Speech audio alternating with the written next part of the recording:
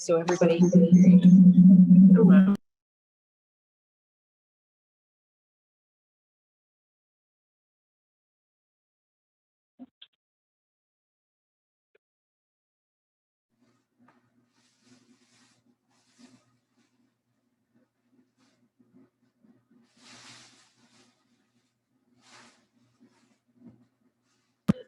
Okay, give us a big thumbs up if you guys can hear us. Ellen, I just wanted to say it's good.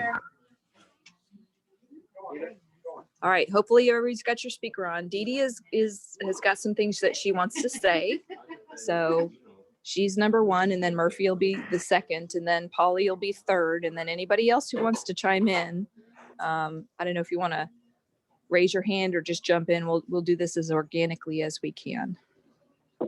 My turn. Your turn.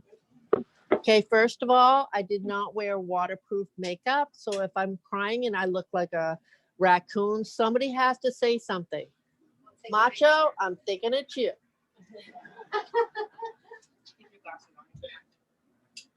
So I'm trying to get through this without crying. It probably won't happen. So, and I might be here for a while. So has everybody got a drink, comfortable? Dear Robert, I don't even know where to start, but I know that by the time I'm halfway through this, your family is going to be throwing rotten fruit at me to get me off the stage. However, they are going to have to deal with it because I have a lot to say over almost 40 years of knowing you. And I can't even cover half of it, but I will do my best. I can't look at all of you through this because I will cry. So I'm going to read from a script.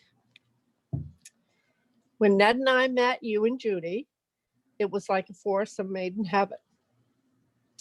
We had so many, shit. I was supposed to wait till like 3/3 through this. Okay. Oh no, that's a hole. It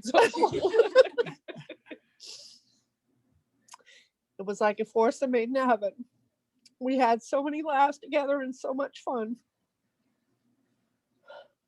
It was meant to be.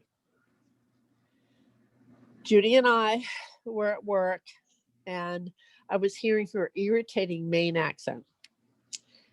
And I went over to check on her and we knew it was the main thing and that we would be friends.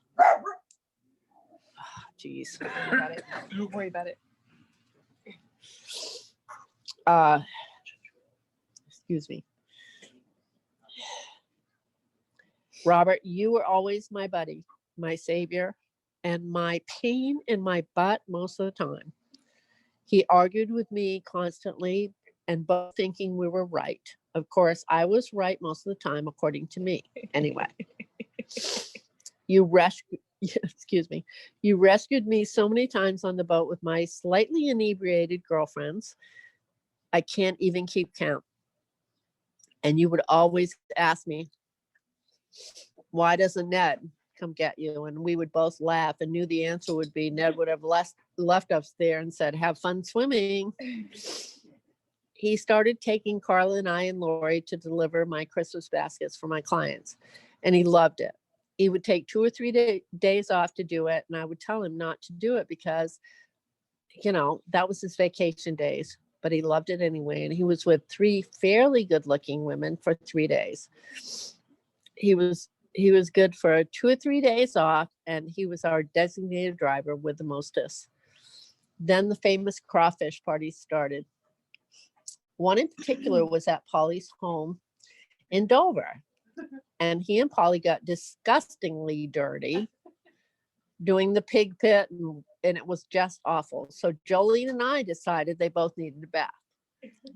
So we got the hose out and made Robert strip down to his underwear, very willingly, I might add. And with 30 to 50 people there, we got the garden hose out and some soap. And we soaped him up and sudsed him up and washed him down. For some reason, he enjoyed it. And then we took Polly into the shower and 5 girls helped him get clean. It was a terrible chore, but somebody had to do it. For years, the 4 of us were together every New Year's Eve. We went out to dinner early. and then stayed at their house and played pinochle. Robert and Ned were so good at it that Judy and I almost always lost. So we used to get pretty inebriated again. And Judy and I made up some signals with pinochle. So each other would say what diamond, heart, spades, and clubs were to try to cheat and beat those two. And it didn't take them long to figure out what we were doing. Heart, diamond. Christ. And they still beat us. It was very irritating. Those were some of the best times for the four of us. We went out to dinner one night at the Colonnade because it was one of Judy's favorite places. It's a restaurant on the water in Tampa around downtown. And we had a long wait in the lounge to get a table. We started talking about what each other of us wanted to do when we passed. Seriously, I don't know how we got on that subject, but we all said whoever was left standing had to make sure the other one that passed got their wishes. And we all wanted to be cremated, and Ned and Robert and I all said we wanted our ashes to be thrown in the bay. Judy, of course, who, by the way, got seasick easily, she said she wanted to be thrown out there too. And we said, why? You get seasick. And she said, in only Judy style, well, yes, but just make sure I can still see land. So typical of her. His favorite phrase for me was, Dealey, you're a pain in my ass. And I would say, I know, and it's never going to stop. Seriously, though, Robert was my buddy, my friend. My confidant and my everything friend for a very long time. There was nothing that man would do for me. All I had to do was pick up the phone. That's just who he was as a person. There are so few people you meet in this world that fill those shoes. And we used to argue to the point that Judy would tell us to shut up. And I would give him a dirty look, and behind her back, he would stick out that damn tongue of his out at me. And then I would tell on him to Judy, and he would still keep it going. And then he would stick the tongue out again. Robert, my most precious friend, I will miss you forever. I think of you always, and you always have that one special place in my heart that will never be replaced by anyone else. Be at peace now, and I will see you again one day, because there's no way you're going to get rid of me. Rid of the pain in the ass that I always was. I love you. And for my favorite, Really? Way to go, Danny.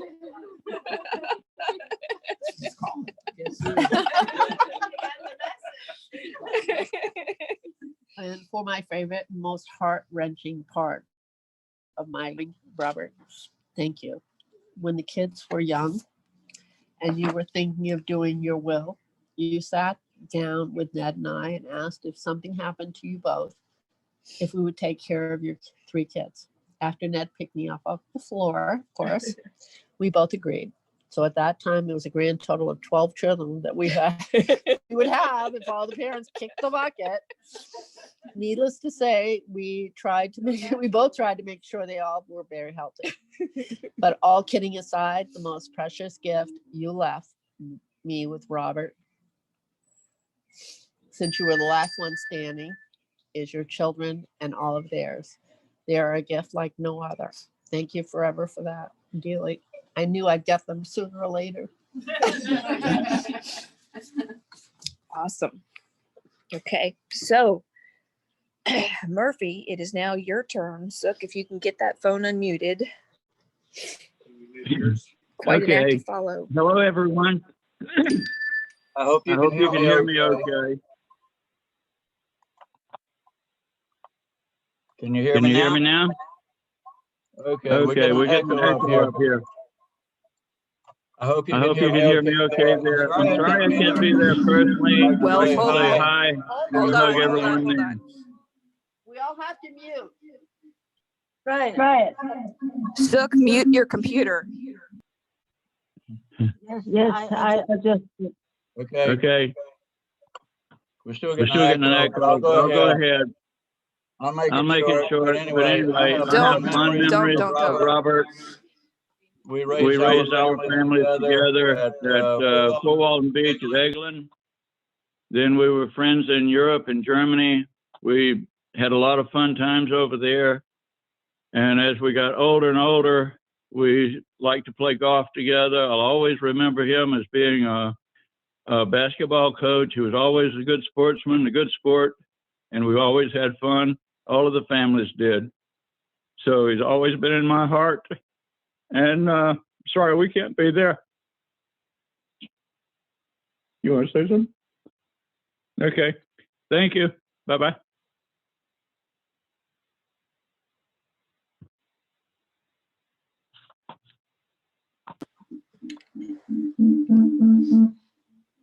Okay. Thanks for that, Dad. All right, so now we've got Polly who wants to speak. Do you want to hold this like a mic, or you want somebody to hold it for you? You could hold it if you I don't can mind. hold it. I'll I'm hold gonna it. have to refer to this. Sure. Where you want to be? Is this as You good can is stay this right as there good and a I'll place just as any? right there. First of all, it's with profound sadness and great adoration and admiration that I'm in a surreal position of talking about my dear and true friend of over 30 years. For those of you who had the opportunity to talk before me and those who follow me, what I'm going to do is tell my little thread of reality. Perfect. And then with those who follow behind me, we'll get our threads together and we'll make this little weaving from our perspectives that'll be a tapestry that is Robert in the whole. Regrettably, I didn't meet Robert until 1992. So I missed a lot of good times with Robert. I met him at a party in Dee and Ned's. I'd met Judy before.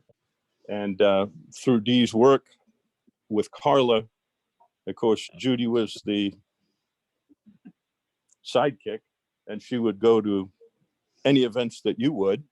I had the opportunity of meeting Dee and Carla in depositions, and then initially, and Judy, and then initially we would go to respectable places like bars.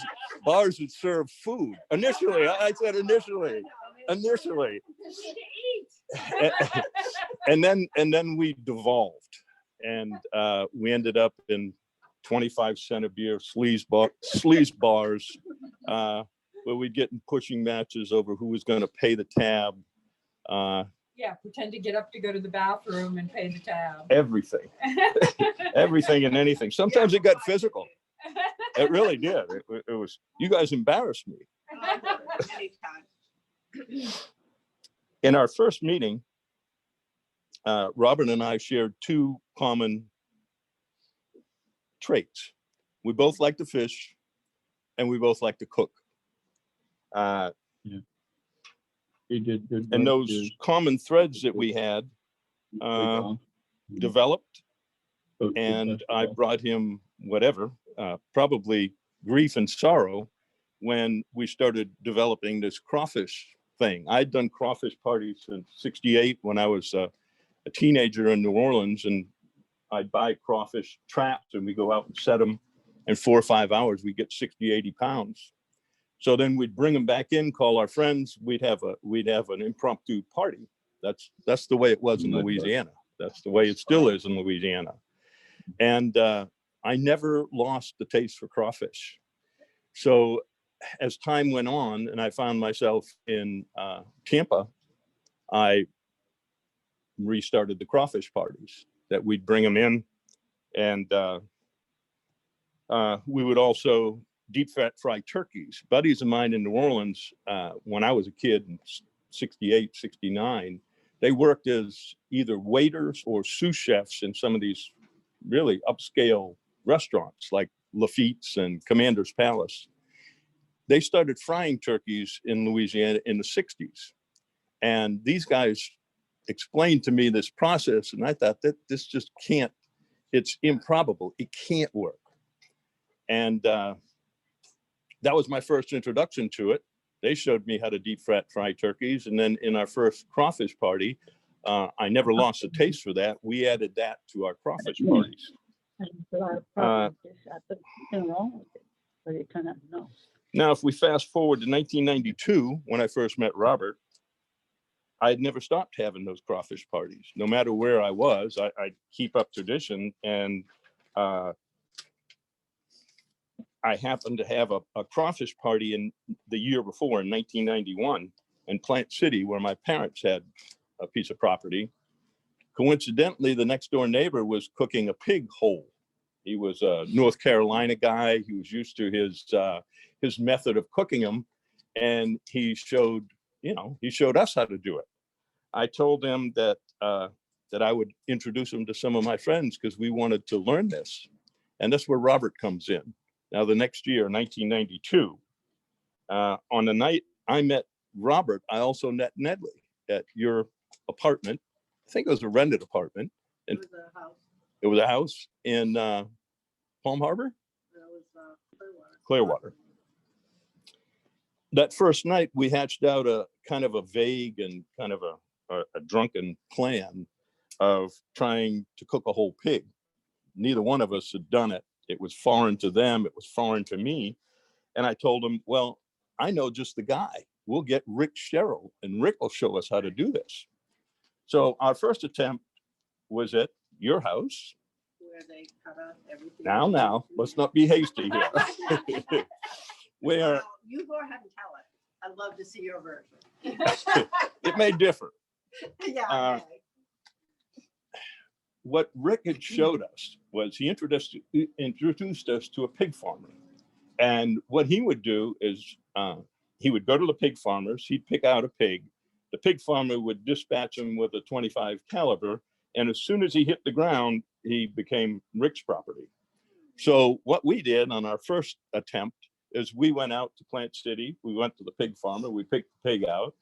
He shot him. We threw him in Robert's pickup truck, the bed of his truck. We bled him out and then brought him back to Dover where we had some obscene parties for many years. Part of it was always crawfish, and obviously part of it was also this pig cooking. We gutted them over there. We split them. No drinking involved. We learned to scald them and scrape them. It was an ugly, stinky mess, but Robert was perfectly suited to it. You know, Robert was always the first guy to show up, and he was always the last guy to leave.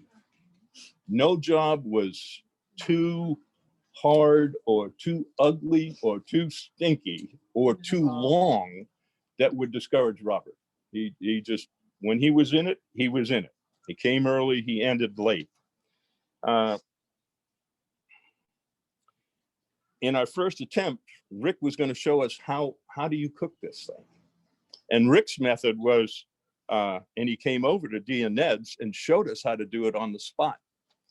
We had already cleaned the pig. When we had this pig waiting for Rick, Rick shows up with his pickup truck full of concrete blocks, a big grate, and plywood. What they did there is they dug a small pit. In fact, while we're on it, before we dug it, we brought you into the backyard and we asked, is this the place where we can dig this pit? But you should have known when you dug it that there was a line there. Well, we had your permission to dig it. Oh, that's not the point. I had 50 people come to my house and you guys cut off my line to everybody. This is before the advent of the cell phone. And you know that Dee likes to talk on the phone. So Rick, we laid out this 4x8 patch of sod. It was new sod. It looked good. Don't worry, your lawn's gonna be okay. It will be. The sod off. We're putting it over here. It'll be fine. Right.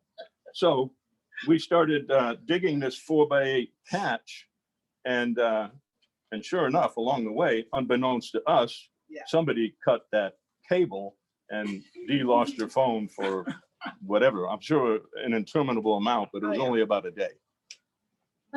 In either event, he showed us how to lay the aluminum foil on the bottom, put wood and coals on it, We started the coals. He would make a little perimeter of concrete blocks, put the 4x8 grate, the pig went on it. He'd build it up 2 blocks high, and we'd make a 4x8 sheet of plywood on it to hold the heat in. So that's how we cooked them. And that's how we cooked them for a few years until Uncle Nedley took the bull by the horns and he said, I think I got a better way. Yeah. And Nedley built me this beautiful, Oh, no. Where is that ball? this, He still got it. I still have it. Do I you still use really? it. Yeah, I've used it as recently as last year. Wow. I still cook pigs in it. In any event, Ned built this beautiful box and gave it to me because we were doing it the hard way at the crawfish parties, and that made it easier. It was all about easier. And right, and right. He was. When we dug that pit, I half remember hour when you later- Cooking a pig here. well, we've cooked him here. Sure. Yeah, that was forever. That was bad. That was another story. I wasn't going to go into that I know. story. His mother, my mother-in-law, everybody was like, What are you awful. doing? Do you remember all that pig skin that was left over? And Larry wanted to, not this Larry, another Larry wanted to give it to feed his dogs. I know, it. it's disgusting. Oh my God. Uh, It took us 8 hours or more. There was a devise between who was going to go outside and visit with you guys because everybody inside was like pissed off. Your mother, my mother-in-law, Jean. Gene No, was the Jean ringleader. Herky. Gene was. I was She was shocked. often the ring. I was shocked. Yeah, she was But that's another story. But yeah, we were castigated from time to time, either for getting too drunk or taking too long on the pigs. No, I guess And it the reason we were late, not in defense of myself and Nedley, who uses me as his vehicle to defend him, the reason that it took so long is he bought a new pig box. He didn't use our old pig box. He'd seen one in Miami, I believe, and it didn't make a lot of sense because it was open-sided. There was a breeze from the west, and what would happen is the heat from that would get blown away because it was open on the sides. So what started out, they had built it as a 2-hour pig. You could cook a 100-pound pig in 2 hours, which can't happen. And it ended up taking about 9 hours. It got ugly. I thought it was going to be a lynching. It was really They ugly. wanted, basically. They did. You and Ned were gonna be lynched because Joey was like, My brother narked us out yeah. and was collaborating with the other side, telling them that we were doing it on purpose. The bastard. He was such a, oh my God, such a Judah. Long to short, when we dug that pit in D's, the first one, and we found out that the cable was cut, Nedley blamed Robert. Robert blamed Nedley. I blamed the both of them, and nobody threw Rick under the bus because he was our go-to guy. So we couldn't point the finger at him.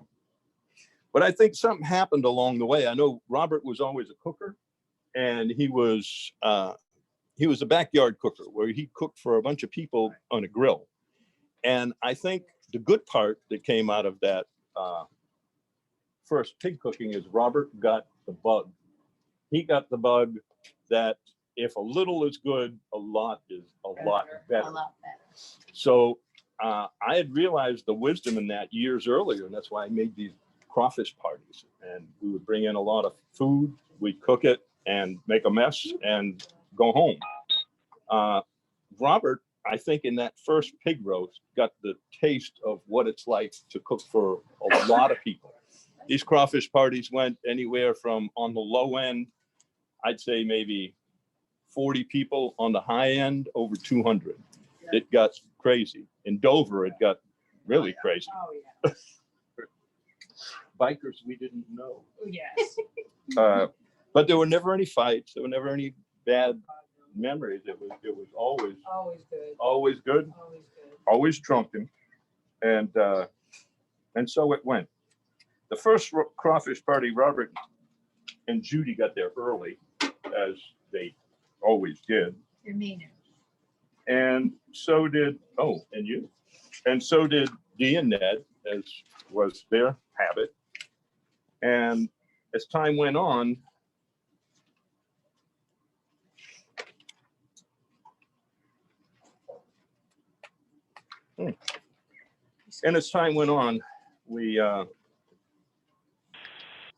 we realized that it got bigger and bigger in scope. Robert took more and more responsibility on. On the first one, I was the ringleader, and I kind of had to fry turkeys, because we do 3 or 4 turkeys during the course of the day. And we do 120 pounds of crawfish, so different batches of crawfish. The pig was on, the turkeys were frying. And that first party he was at, he'd never seen a turkey fried. So he got this, hands-on, I want to participate. He's always up for doing something, always up for helping, never thought about himself, but always thought about the big picture and how do we get this volume out.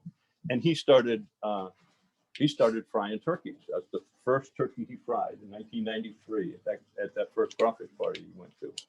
And from that time, he was hooked.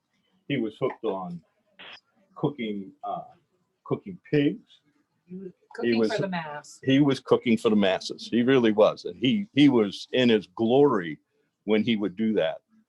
It made him feel good. It did make him feel good, as it does all of us, to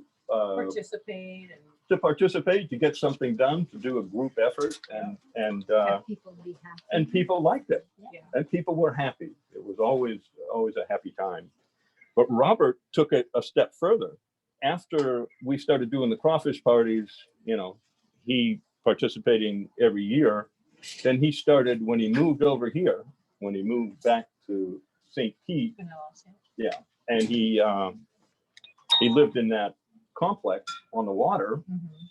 He asked me if he could use that, deep fat fryer, and I said sure. And he started cooking for his people over there, people in that group. He started cooking 2 turkeys, then 4, then 6. On holidays, he'd cook 6 or 10, and then he'd give them to folks in the community.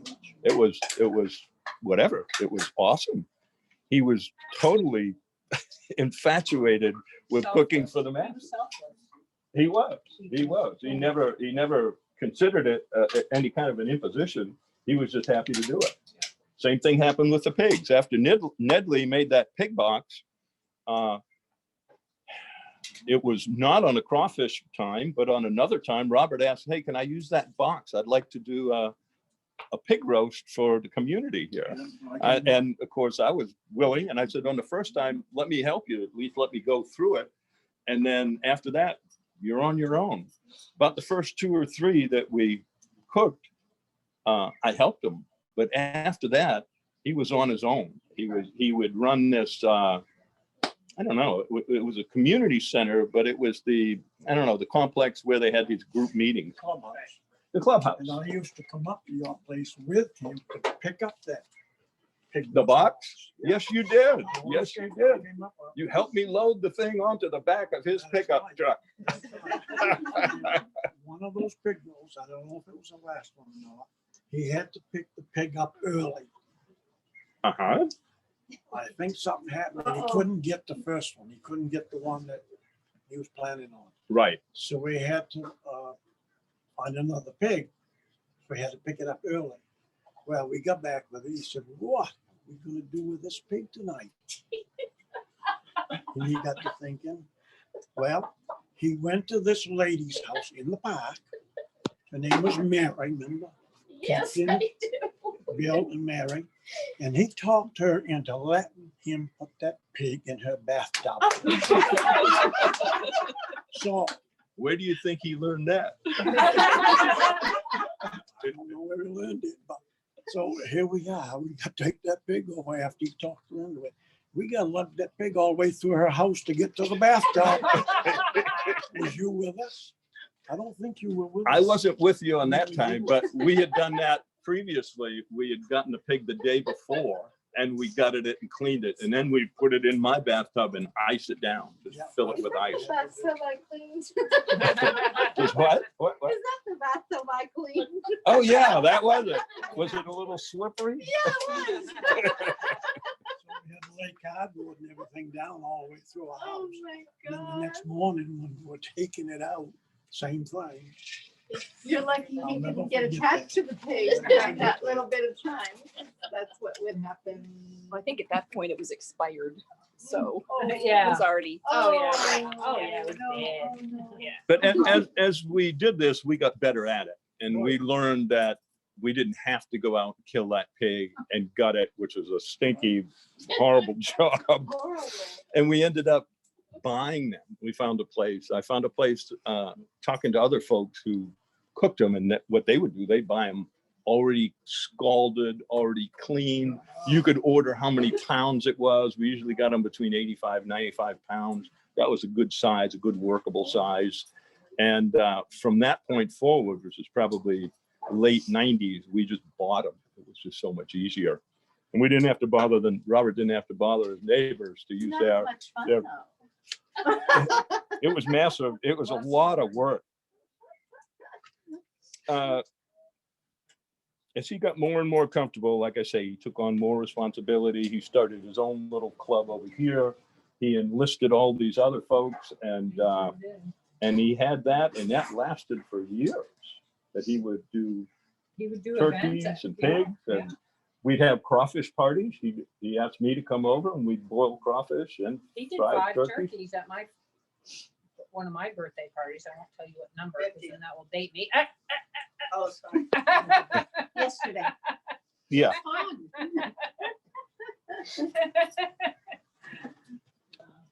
Besides our cooking, which Robert took to and it never left him, cooking for quantities.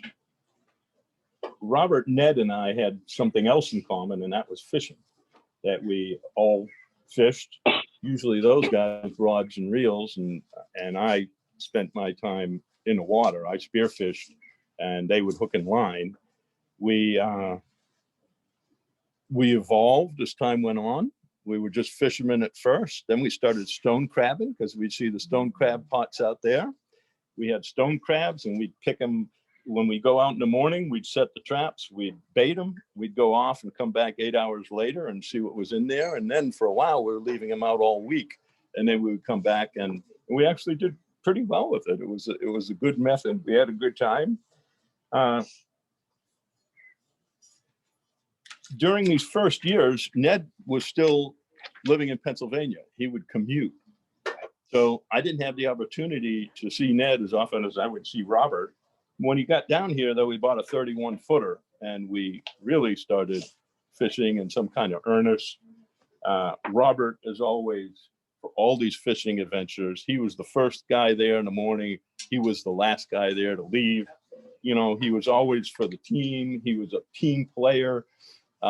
He was always helpful. He would go out of his way to help in any chore, no matter how nasty it was. And the worse, the more laborious the task was, the more he would get into it. And the classic ones are the pig. I think that stands out as the nastiest of them all. But he relished it. Now, along the way, we did have some misadventures. The one that sticks out in my mind. You think? What? You think? I think I know where this is going. Yeah, exactly. At the time, we were going out of Clearwater Pass, and Dee and Ned had the boat in, at that time, I think, Palm Harbor, before you moved further north. And he would take the boat out, we'd take it out, put it in at Clearwater and go out of Clearwater Pass. We usually go out about 35 miles. And one day, Brad Souders went with us, who is also a dear friend of mine and also a spear fisherman. So we went out one day, but what would happen is we would hook and line fish, because you can catch a lot more on a hook and line if they're biting than you can shoot, because if you're in deep water, you have limited time on the bottom. So it was more productive for the hole if we could catch them on a hook and line. And that's what happened. Nedley put us on a beautiful spot. We were catching beautiful group. We were there running 12, 15 pounds. They were nice fish Sweet. and strong. So Robert hooks one, and Robert was fishing in the transom, and Brad was trying to assist. He was trying to help him. Don't So- look at me, I know where this is going. You heard this before. So what Brad did is he goes over the transom because the fish was to the back of the boat, and he grabs the line, and he was trying to work the fish so that it didn't foul on the prop. So he was leaning out over it and trying to guide the grouper out when the grouper spit this hook. Now Robert's his rod was doubled over. They're a strong fish, and it takes a lot of oomph to get them in the boat. When it let loose, Robert's hook landed dead center right in the middle of Brad's palm. Oh, no. What we were using was a cigar minnow about this long. And through all that commotion, that cigar minnow never left the hook. So I saw Brad's face when that happened. And the first thing he did is he turned his hand over because he thought the barb was coming through the other side. It wasn't. But that fish was certainly still there, that cigar minnow. We were like 35 miles out. It takes about an hour and 15, hour, 20 minutes to beat our way back. And I told Brad, look, you got to take that cigar minnow off there. That thing is slimy, it's rotten, and it's going to get your hand infected. And I went to touch it. He recoiled. He said, no, I can't. No, it hurts too much. I can't do it. He rode that hour, 20 minutes with that damn cigar minnow on it. When we got to the dock, his wife took him to the ER, and they have a neat way of working a barb out of a hand or a leg.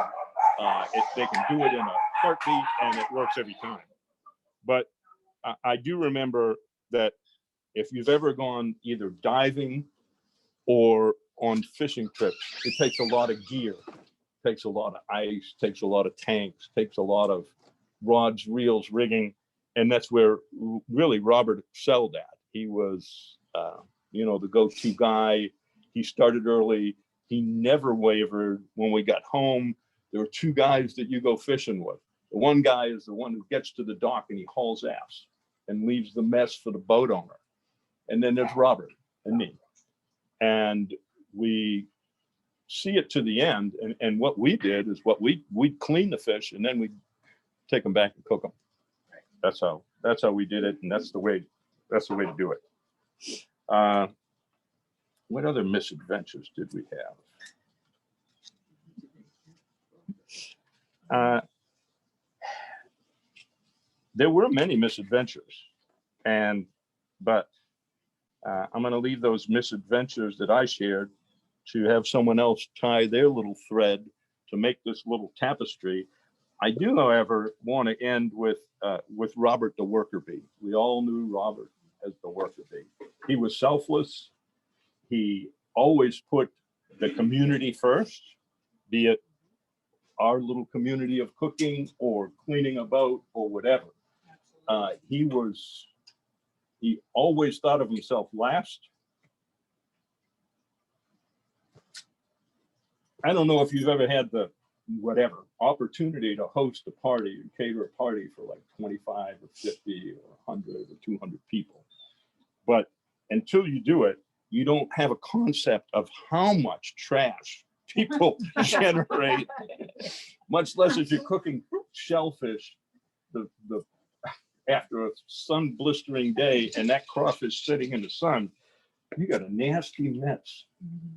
And with that nasty mess, most people will hit the ground running as soon as that last batch is over and they're gone.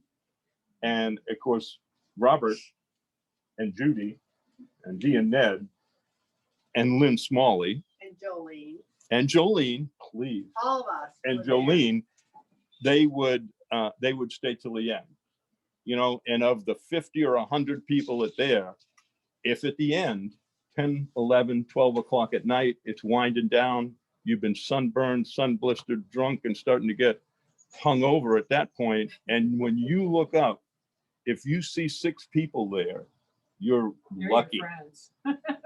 And that was my They're your point. true friends. Those are your true dear friends.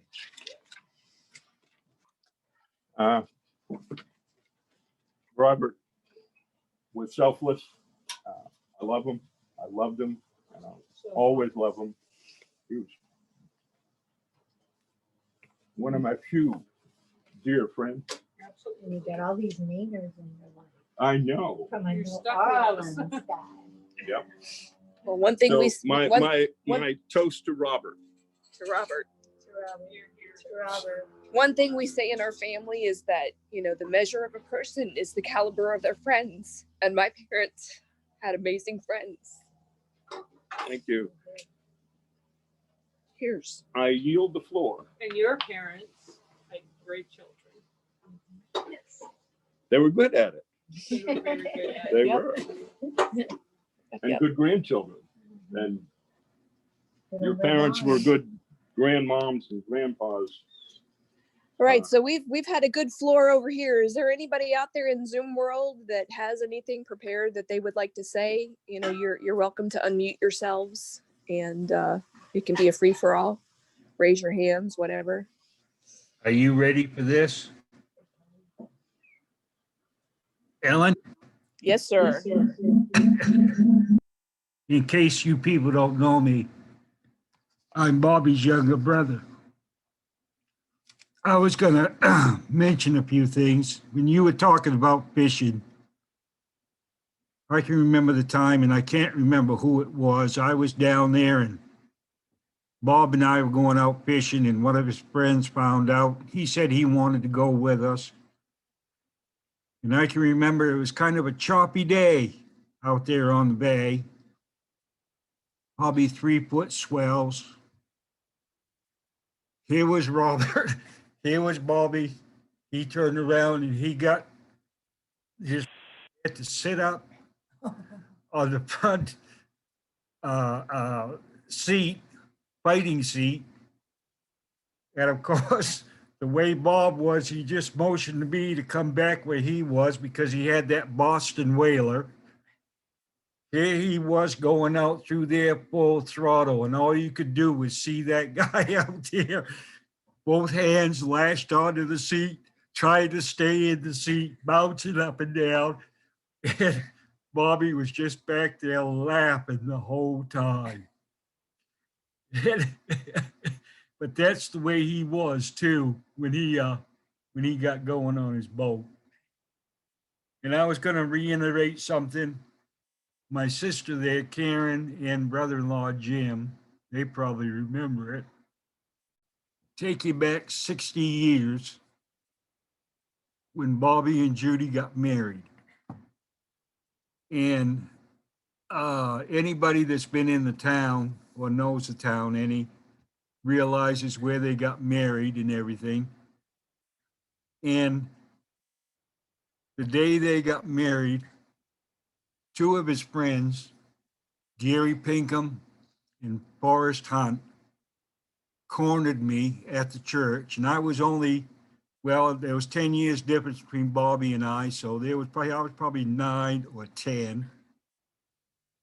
And they looked at, cornered me, and they asked me, they said, go find his car. Well, Bobby has spent all that morning washing and detailing that car. Well, I found it, and I had to break into the minister's garage to find it. Well, the minute I found it, of course, I went back and I said, yeah, it's over there. And they said, okay. Well, in town, there was a First National Stores. Forrest and Gary turned around and gave me money, and they said, get down to that store, get whipped cream, shaving cream, crepe paper, anything you possibly can. Well, like I said, Bobby had spent all morning cleaning that car. That was that 57 Chevy, Karen. I think you probably remember that. And I went down and I got all that stuff and I brought it back up. And of course, Forrest and Gary, they turned around and went with me, and we went over there and we covered that car with whipped cream and shaving cream and crepe paper and anything we could find. And I'll tell you what, when Judy and Bob come out of that church, you talk about being mad. I ran because I wasn't going to get in the middle of that one, I'll tell you, and let Gary and Forrest take the brunt of it. That was quite a story back then. What I mean is with that happening, just something to remember. And Bob, rest in peace, brother. Skull.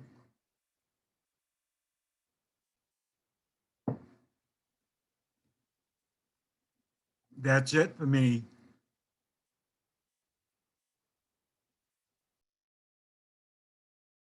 Don't forget to mute yourself, Uncle Henry.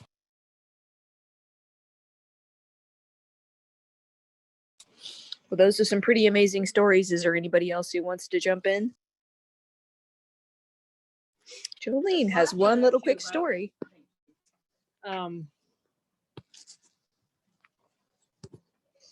I don't even remember what year this was.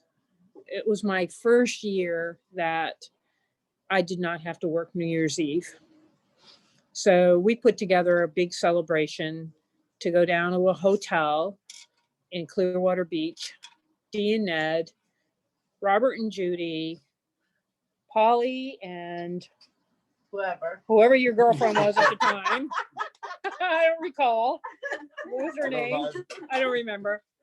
And Carla and I were, we were not. No, it was Veronica's wedding. No, this was New Year's Eve. And we all got dressed up. Carla found a boyfriend. Carla and I were supposed to have a room together with Polly and whatever his girlfriend at the time was. And Carla found a boyfriend. So I was like out of luck. Well, we partied the night. We were all dressed up. We still have pictures. And Robert and Judy and Dee and Ned were so accommodating to me and pushed their two beds together. And I slept in the middle of that. I'll never, ever forget that. I'll never forget that. That they were just so kind and loving and just, we'll figure it out. This is what's going to happen. We had such a great time, and that's just what happened. You ended up in the room with your whoever girlfriend was, and Carla and her boyfriend at the time, Dave. Yeah, it was Dave. Oh, gosh. Yeah. How do you do? Not so well. On both parts. She would have been better off since you going. She would have been much better staying with me. But I'll never forget that. Robert and Ned just pushed those beds together. Robert and Judy on one side, Ned and Dee on the other, and I was in the middle. Not much action that night. It was so funny. So, If there was, nobody's telling.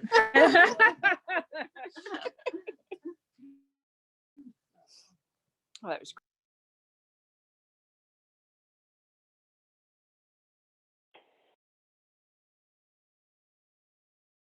Aunt Karen's got something. Aunt Karen's just gonna say, I keep hearing Robert. Well, it's Bobby to me. It's Big Brother Bobby.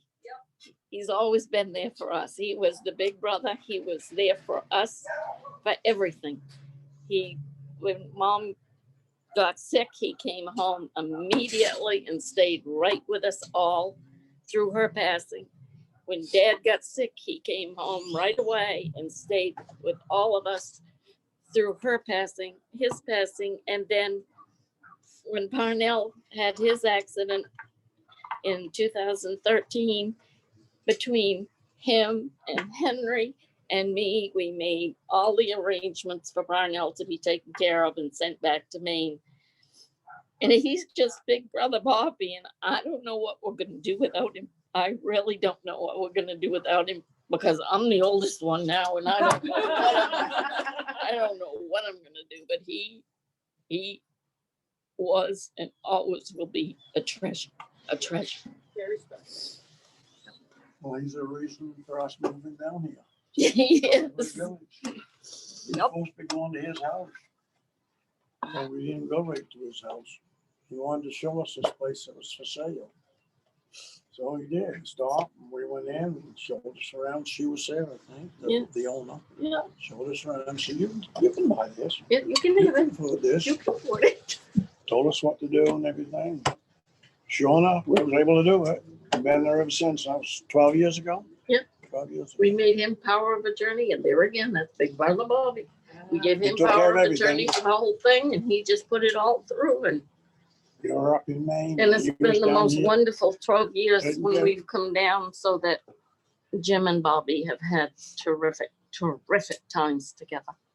We all have. Not just cribbage. You Yeah, sure we'd all want to get play together for cribbage. May night, Mhm. or go to the clam, see you guys at the clam place. I get it. Just- Shawswell. Yeah. Awesome. First place they took us to eat was that place in Tampa, you mentioned. Colonnade, is it? Yeah, Colonnade, we had alligator. Waving right there. Alligator. Ooh. Alligator. Mac, are you wanting to speak up? Oh, it's Mac's turn. Give us a second, Mac.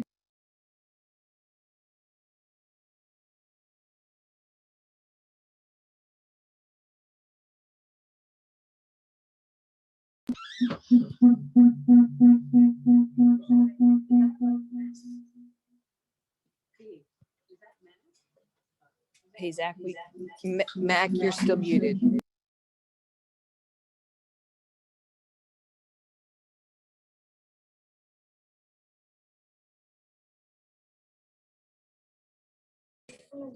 Mac, you're muted. Mac, honey, you're still mute.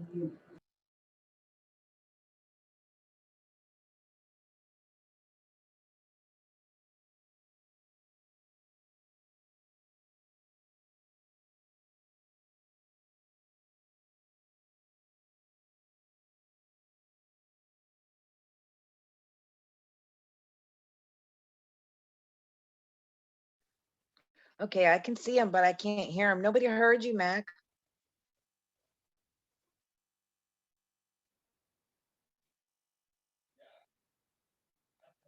Still can't hear you. It's your phone. Unmute your phone.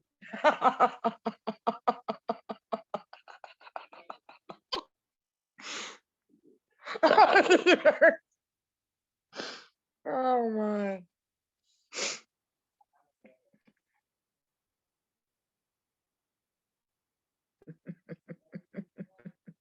Sorry, Mac.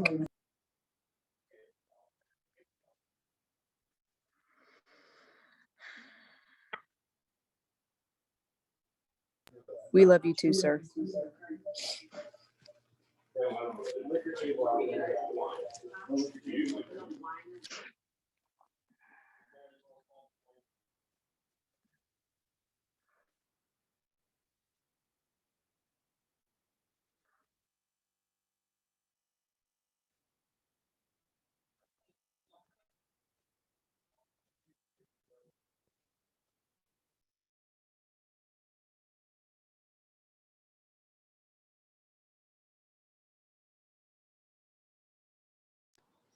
That's Julie. Anybody else looking to unmute?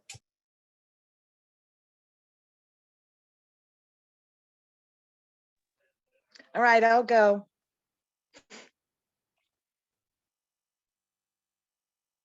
You guys hear me okay? Okay. So obviously I'm Julie, the youngest, and funny story about Dad. I can remember as a kid really thinking that the man just wasn't afraid of much. And it was like Paulie was saying, he was always willing to get filthy. He didn't have a problem.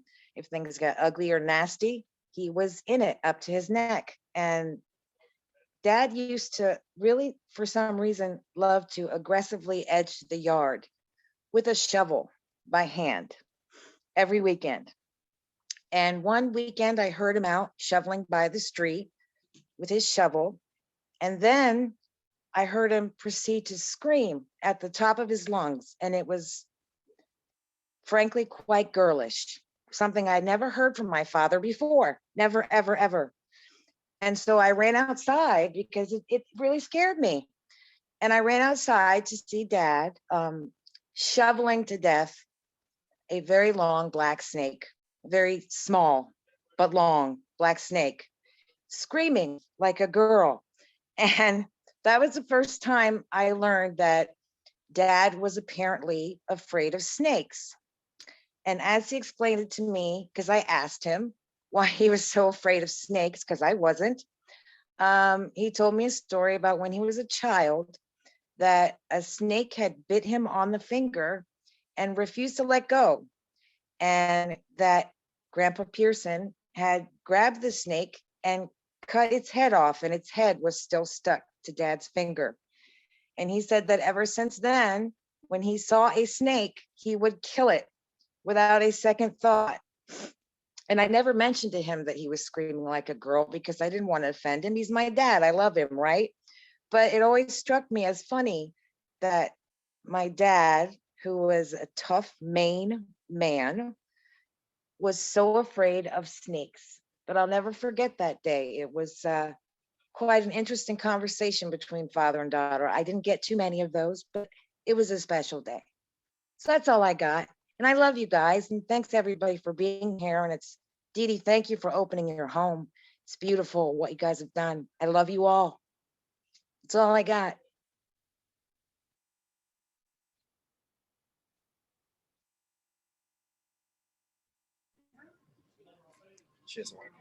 Awesome. All right. Anybody else? Because if not, we're gonna wrap things up here. We've got food waiting on us. I hate to brag, but we've got some amazing ribs and mac and cheese, and we have some jelly donuts for dessert, and all kinds of really great stuff to eat here. So we're all very grateful that everybody showed up. We love you all, and I'm really glad that you could be here. I'll have the recording of this conversation will be posted, and I will also post the video probably on YouTube so everybody can watch it. And I'll send out invites so that you guys all know what those links are. But thanks again for coming. We love everybody. Hey, Ellen, can I mention one more thing? Whoops, Henry wants to say something else. Hold on, Uncle Henry. You ready? Okay, I would just, when Julie was talking about the snakes, to tell you what kind of boys Bobby was when he was younger, Dad used to have a 55-gallon drum that he used to put the outboard in to try it, to see if it would work. I think Karen, you probably might remember it, and Jim might. They used to put cats in that 55-gallon drum to see if they could float or if they could swim. And if they could swim, they'd turn around and turn on the outboard motor to see how long they could last. The other thing was that they used to turn around and they used to take snakes and hang them on the clothesline. When Mom would hang the clothes out, so that when she went out there to get the clothes, there would be the snakes. You talk about Mother getting mad. She was very mad about that because she didn't like snakes either. So those were just two stories that I can remember from younger days happening with those boys, Bobby and Butchie, when they got together. That's it.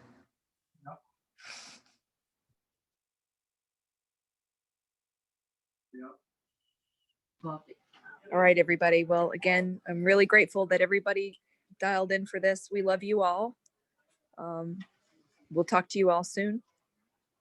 Take care. I love you, sis. I'll talk to you soon, okay? I'll call you later. Good night, everybody.